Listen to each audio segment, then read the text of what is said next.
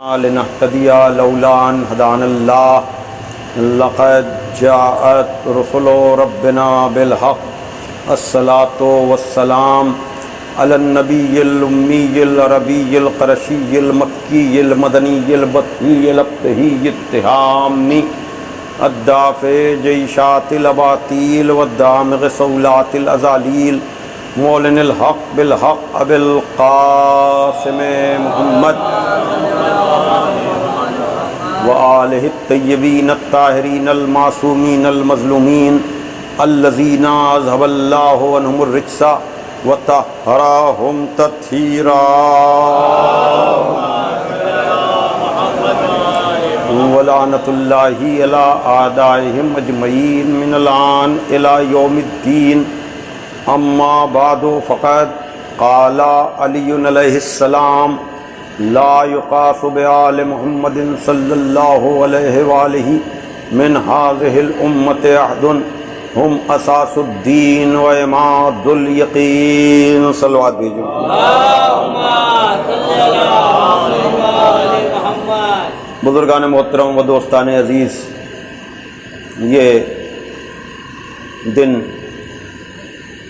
جو عزاداری سید الشہداء امام حسین علیہ السلام سے مخصوص دن ہیں، اور آپ حضرات مسلسل مجالس میں اور ذکر محمد وآل محمد علیہ السلام میں مصروف ہیں۔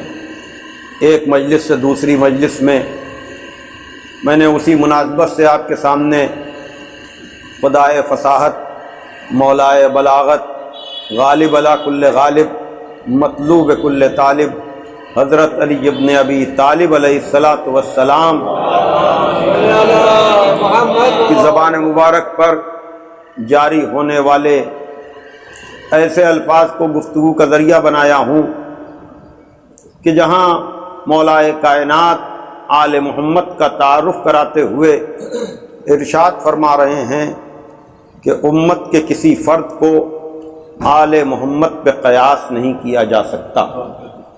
ہم اساس الدین و عماد الیقین، آل محمد ہی دین کی بنیاد ہیں اور یہی یقین کے ستون ہیں۔ ظاہر سی بات ہے کہ جب ہم امت کو سامنے رکھتے ہیں اور آل محمد علیہ السلام کو سامنے رکھتے ہیں تو ہمیں واضح سا فرق نظر آتا ہے کہ ہر اعتبار سے امت اور ہے، آل محمد اور ہے۔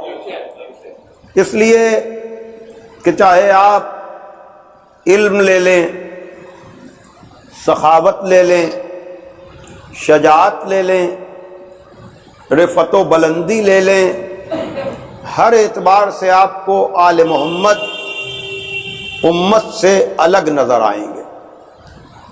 ابھی آپ ذکر سید سجاد علیہ السلام سماعت فرما رہے تھے، جہاں کاظم جرولی نے عجب طرح سے کہا کہ کربلا کے بعد بھی تم سید سجاد ہو،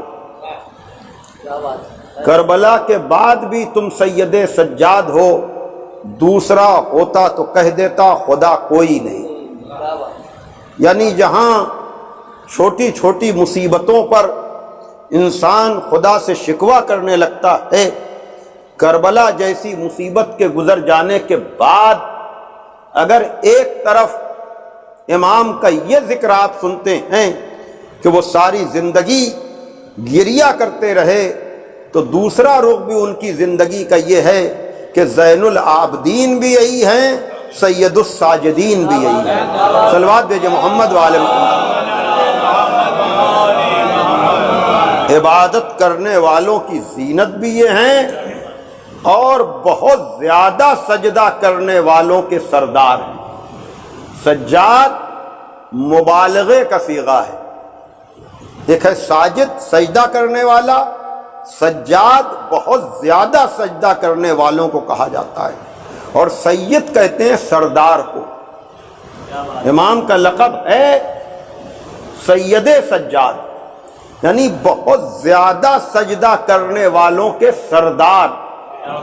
اور یہ نام برائے نام نہیں ہے، بلکہ واقعاً جو بہت زیادہ سجدہ کرنے والے ہیں ان کے سید و سردار کو علی ابن الحسین زین العابدین کہا جاتا ہے۔ صلوات بھیجے محمد والے محمد۔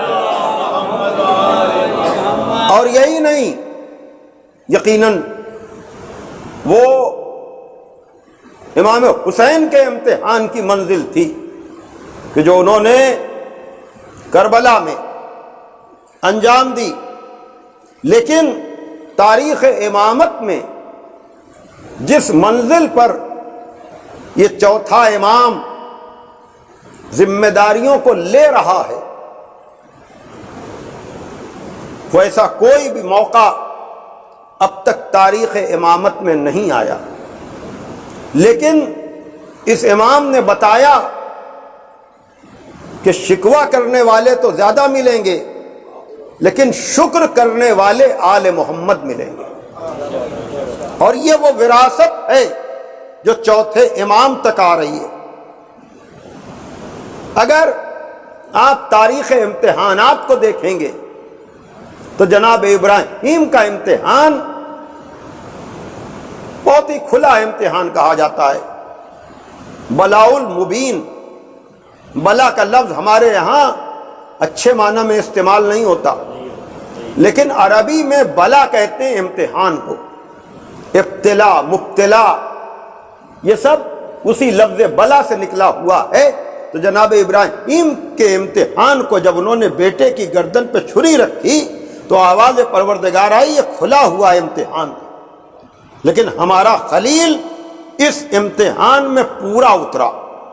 لیکن آپ اگر دیکھیے ذرا سا تمہید، اور وہ یہ کل میں بھی عرض کر رہا تھا اسی آیت کو کہ جب جناب ابراہیم نے خواب میں دیکھا اور اپنے بیٹے سے کہا کہ یا بنیا انی ارا فی المنام انی اذبحک، میرے لال میں خواب میں دیکھ رہا ہوں کہ میں تمہیں ذبح کر رہا ہوں، بتاؤ اس سلسلے میں تمہاری کیا رائے ہے؟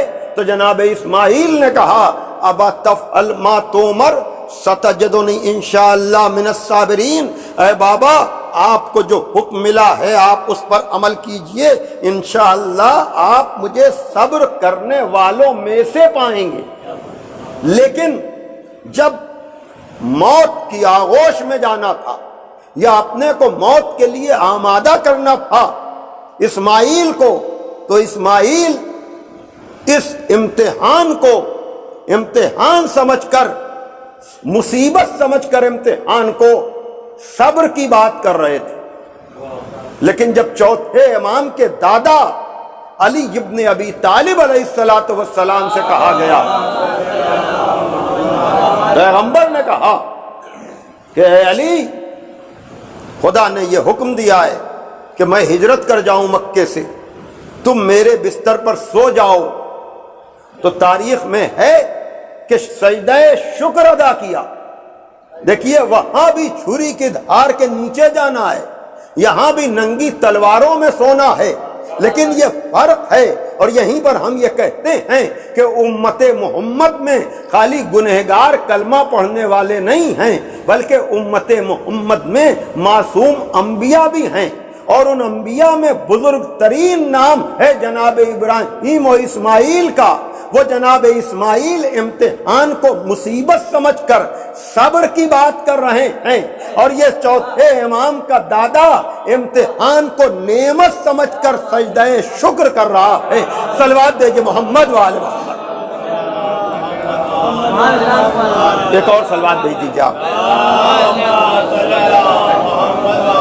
اور یہی وجہ ہے، یہ تو مختصر سی تمہید تھی کہ جب آپ، اور میں چاہتا ہوں کہ یہ بات آپ کے ذہن و دل و دماغ میں محفوظ رہے کہ چوتھے امام کی اگر ایک طرف وہ زندگی ہے کہ اپنے باپ کو یاد کر کے روتے رہے، لیکن آل محمد کا یہ بھی کمال ہے کہ اسی دوران صحیفہ سجادیہ بھی آ رہی ہے، دعاؤں کی کتاب بھی آ رہی ہے، کہ جو نہج البلاغہ کے ہم رتبہ اور ہم مرتبہ کتاب ہے، کہ اگر خطبات مجمع سے خطاب ہے تو دعا خدا سے خطاب ہے۔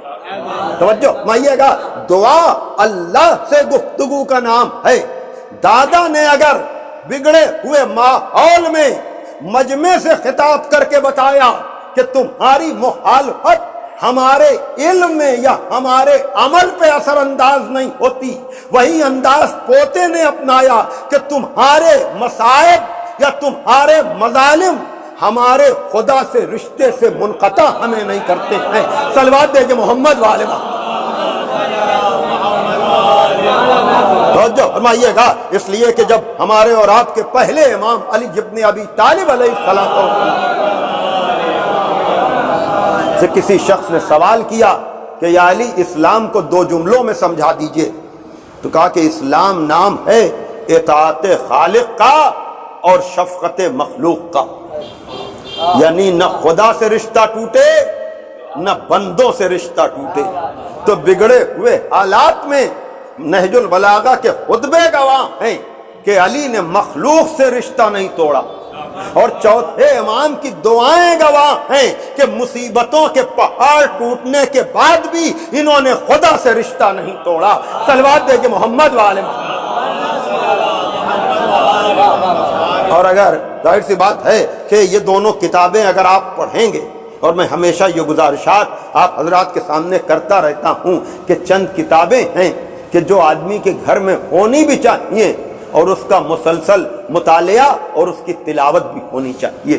پہلی کتاب تو قرآن ہے۔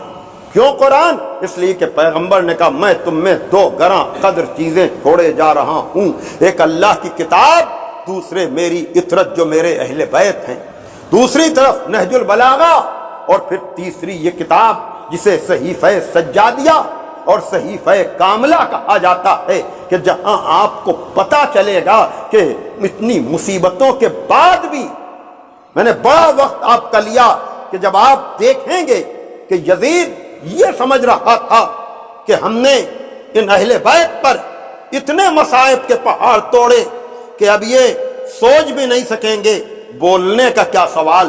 اور یاد رکھیے گا اگر یزید یہ سوچ رہا تھا کہ ہم حسین کو مار دینے کے بعد ان کے خانوادے کو اسیر کر کے انہیں اتنا ہلکا کر دیں گے کہ پھر نسل رسول یا نسل علی کبھی ہماری طاقت کے سامنے سر اٹھا کر بات نہ کر سکے گی، لیکن حسین نے بھی کہا کہ ہم بھی اپنے ساتھ اپنے بیٹے کو اور اپنے خانوادے کو اس لیے لے کر آ رہے ہیں کہ دربار تیرا ہوگا، اختیار میرے بیٹے سید سجاد کا ہوگا۔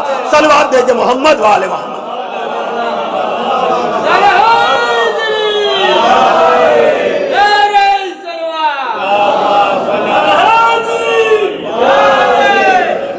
ایک اور صلوات دیجئے محمد والے۔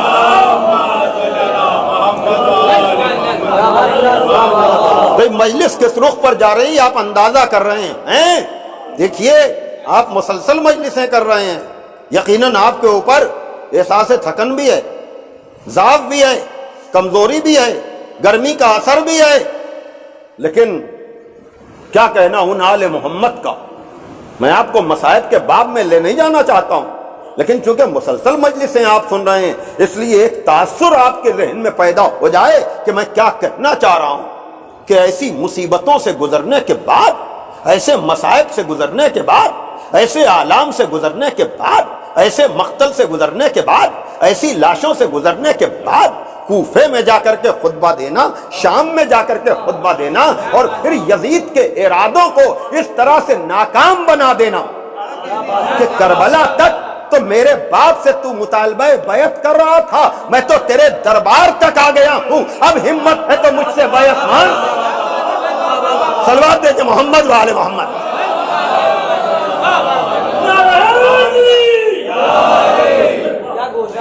میں کس رخ پہ گفتگو کر رہا ہوں، میں کس مقام پہ گفتگو کر رہا ہوں، ذرا آپ تنہائی میں بیٹھ کر سوچئے کہ تاریخ آدم و عالم میں ایسی مصیبت کا وقت کسی امام پر نہیں آیا، کسی ہادی پر نہیں آیا، کسی رہبر پر نہیں آیا، کسی رہنما پر نہیں آیا، لیکن ایسے عزم کا مظاہرہ بھی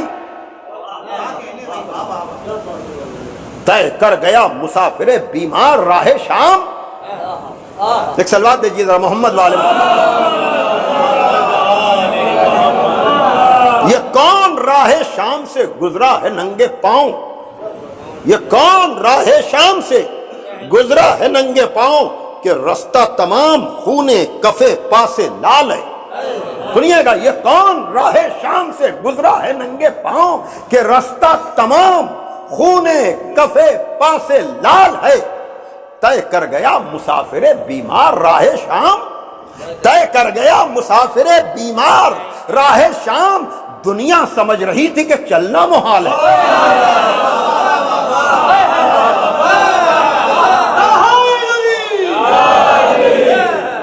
دنیا سمجھ رہی تھی کہ چلنا محال ہے.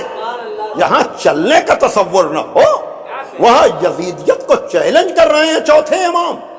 توجہ فرمائیے گا کہ جب آپ گئے ہیں اور دربار میں اپنے عزم اپنے ارادے کے اعتبار سے، یاد رکھیے گا یزید دربار میں، میں کہہ رہا ہوں چوتھے امام کا یا کربلا کا یہ پس منظر یہ بار بار میں اس لیے کہہ رہا ہوں چونکہ اتنے ذہن آمادہ کبھی نہیں ہوتے ہیں جتنے پہلے عشرے میں ہوتے ہیں. مسلسل مجلسیں آپ سن رہے ہیں اور کوئی نہ کوئی شہادت کا تفصیلی ذکر ہر روز ہوتا رہتا ہے، تو آپ کے ذہن آمادہ ہیں کہ اصل ارادہ اصل میں بنی امیہ کا یہ تھا کہ ان کو اس طرح سے کربلا میں مارو. جنگ بدر ہوئی ہے، جنگ احد ہوئی ہے، جنگ خیبر و خندق ہوئی ہے، لیکن کہیں 3 دن کی بھوک نہیں ہے، کہیں 3 دن کی پیاس نہیں ہے. کسی بھی لشکر اسلام میں ایسے چھوٹے چھوٹے بچے نہیں ہیں. بھائی کربلا کو اس رخ سے بھی کبھی سوچئے، میں جو کہہ رہا ہوں اس رخ سے بہت کم باتیں ہوتی ہیں. یعنی بدر کا چرچا ہے، احد کا چرچا ہے، خیبر و خندق کا چرچا ہے، لیکن وہاں تو علی جیسا دلیر و بہادر ہے نا. توجہ فرمائیے گا. لیکن یہاں حسین ابن علی نے کہا میں کربلا کو مظلومی کی ایسی جنگ بناؤں گا. بھائی توجہ کیجئے گا، دیکھیے بدر کب ہوئی کس کو یاد ہے، احد کب ہوئی کس کو یاد ہے، خیبر و خندق کب ہوئی کس کو یاد ہے؟ اس لیے کہ وہ طاقت کا مظاہرہ تھا. لیکن کربلا کب ہوئی؟ 1 دن نہیں، 10 دن نہیں، 2 مہینے 8 دن. جس جنگ کو یاد کیا جاتا ہے وہ کربلا کی جنگ ہے. صلوات دے کہ محمد والے محمد پر.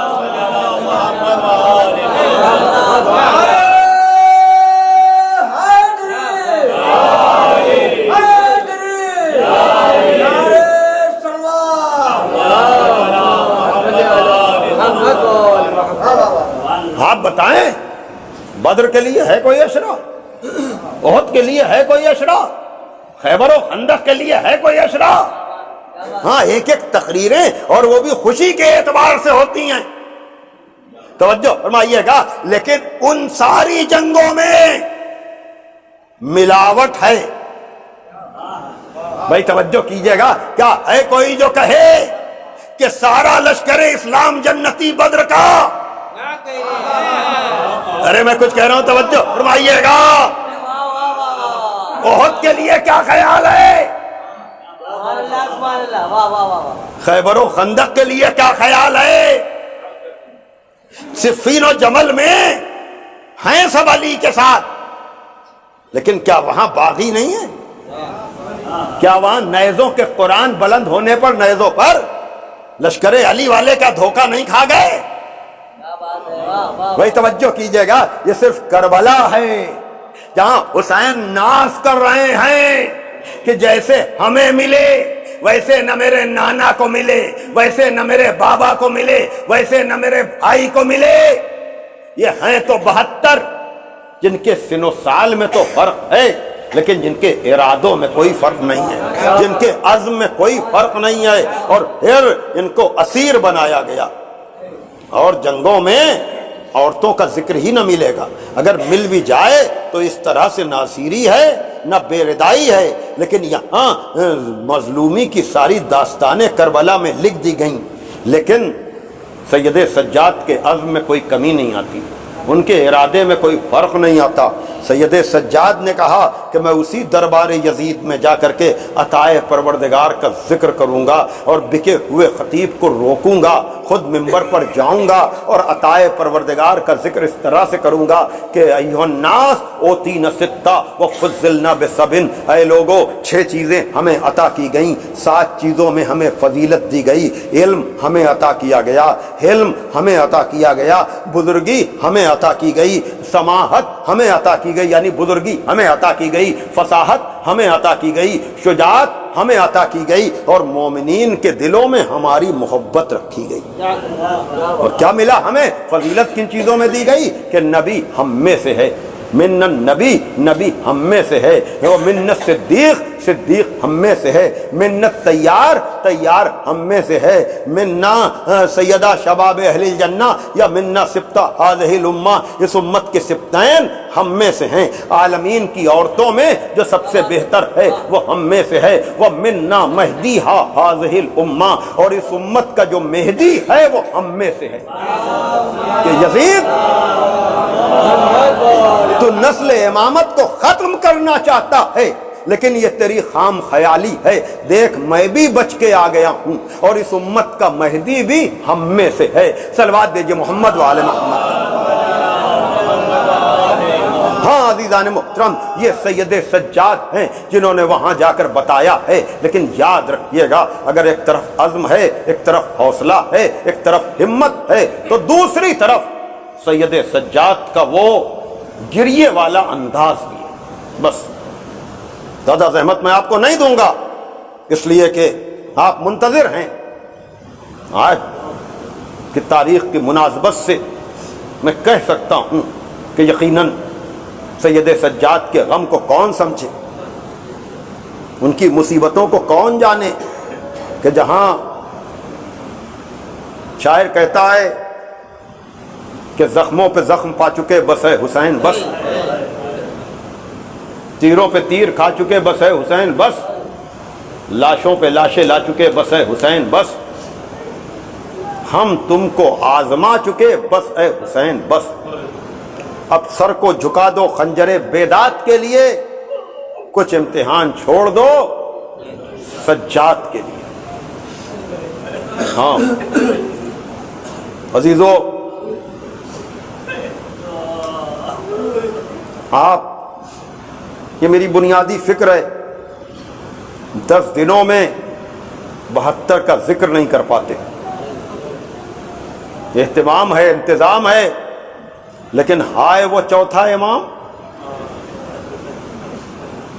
ہائے وہ چوتھا امام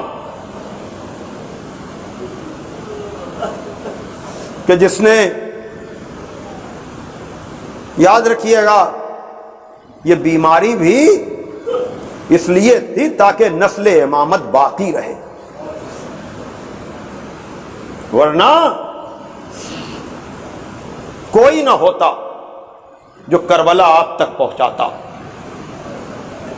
یہ تفصیلی مصائب جو آئے ہیں یہ راویوں کے ساتھ ساتھ جناب زینب اور جناب سید سجاد کے ذریعے ہم تک آئے ہیں، اور پھر یہ گواہ ہے، اور یہی نہیں اس کا بیٹا بھی۔ آپ کو پتا ہے نا آپ کیا کرتے ہیں مجلس کے لیے؟ فرش بچھ رہا ہے، عزا خانہ سج رہا ہے، ذاکر بلایا جا رہا ہے، پیشخانیاں ہو رہی ہیں، فضائل پڑھے جا رہے ہیں، اتنے مرحلوں سے گزرنے کے بعد آپ مصائب کی منزل پر آتے ہیں۔ معال مجلس یہی ہے، جانے مجلس یہی ہے، اور ان 10 دنوں میں تو آپ اسی کے منتظر بھی رہتے ہیں نا۔ لیکن سید سجاد جو مجلس کرتے تھے اس کے لیے عزا خانہ نہیں سجتا تھا۔ ہم سے لوگ کہتے ہیں نا کہ آپ اتنا غم کیجئے جتنا چوتھے امام نے کیا، میں کہوں گا سجاد تو خون کے آنسو روتے تھے۔ اللہ اکبر، کون ہے؟ اللہ اکبر۔ ہاں عزادارو، ہمیں تو سب اہتمام کرنا پڑتا ہے، لیکن آپ تو راستے سے گزر رہے ہیں اور جانور ذبح کرنے والے کو دیکھ رہے ہیں اور تڑپ رہے ہیں، آگے بڑھ کر کے پوچھ رہے ہیں کہ اے بھائی کیا تو جانور کو پانی پلا لیتا ہے، وہ کہتا تھا جب تک پانی پر سے جانور منہ نہیں ہٹا لیتا ہم اسے ذبح نہیں کرتے۔ اللہ اکبر۔ آپ کا اور ہمارا چوتھا امام کہتا تھا کہ میرے بابا کو کربلا میں 3 دن کا بھوکا پیاسا آ گئی وہ منزل جہاں تک میں آپ کو لانا چاہتا تھا۔ آپ کو پتا ہے عزادارو کہ آپ کے امام نے آپ کو کس کس موقع پر یاد کیا ہے؟ انتہا یہ ہے کہ جب چوتھے امام سے رخصت کے لیے آئے ہیں تو آپ کے اور ہمارے امام نے، امام حسین نے، جب سید سجاد نے کہا ہے کہ پھوپھی اماں مجھے عصا دے دیجئے، پھوپھی اماں مجھے تلوار دے دیجئے، تو آپ کو پتا ہے عزادارو کہ امام حسین نے کہا ہے کہ سجاد تمہارا امتحان کربلا میں نہیں، تمہارا امتحان تو کوفہ و شام کے سفر میں ہے۔ میری وصیتوں کو سنو اور مجھے میدان میں جانے کے لیے اجازت دے دو میرے لال، مجھے میدان میں جانے دو۔ ہاں سید سجاد سے کیا کہا کہ جب قید سے چھٹ کر وطن جانا تو میرے چاہنے والوں کو میرا سلام کہنا، اور کہنا شرط وفا یہ ہے کہ جب ٹھنڈا پانی پینا تو میری پیاس کو یاد کر لینا، اور کہنا کہ ہم نے تمہیں اس وقت بہت یاد کیا جب ہم علی اصغر کے لیے پانی مانگ رہے تھے۔ ہاں عزادارو مجھے یہیں تک آپ کو لے کر آنا تھا کہ ہمارے اور آپ کے امام نے آپ کو اس موقع پر یاد کیا ہے کہ کاش تم اس وقت ہوتے جب میں 6 ماہے کے لیے جزاکم ربکم۔ ہاں عزادارو آج کی تاریخ وہ تاریخ ہے کہ جب